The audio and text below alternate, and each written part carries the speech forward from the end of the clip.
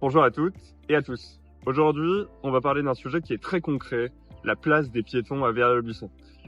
C'est un enjeu de sécurité, d'accessibilité et de qualité de vie pour tous les Verriérois.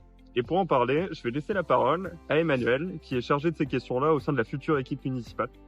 Chacun de nous peut malheureusement constater à quel point la voirie est dans un triste état dans Verrières-le-Buisson. Lors de notre enquête, comme lors de notre première réunion publique, vous avez été nombreux à nous faire part de votre insatisfaction en tant qu'automobiliste, cycliste ou piéton.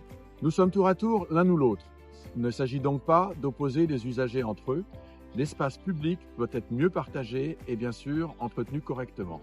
Intéressons-nous aujourd'hui aux piétons, le mode de déplacement le plus naturel. Se déplacer à pied à Verrières-le-Buisson est pourtant souvent compliqué. Trottoirs sales, étroits, voire inexistants.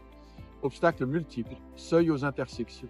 Combien de fois faut-il descendre du trottoir, s'exposer au flux des véhicules avant d'y remonter? Ce qui est dangereux pour tous est impossible pour les personnes en fauteuil, que vous ne croisez d'ailleurs pas dans les rues de Verrières-le-Buisson. Même l'accès à la médiathèque Malraux est compliqué pour eux. Rien n'a été fait, rien n'est prévu pour remédier à cette situation indigne de notre belle ville. Là encore, aucune vision à long terme. Depuis des années, au sein de REVB, nous faisons ce constat et réfléchissons aux améliorations possibles, car il n'y a pas de fatalité, même si nous ne mésestimons pas les contraintes. Concernant les piétons, nous prioriserons les axes les plus fréquentés. Nous éliminerons les points noirs, nous recenserons tous les obstacles et réglerons les difficultés au cas par cas. Ce qui profitera aux personnes les plus vulnérables facilitera le quotidien de chacun d'entre nous.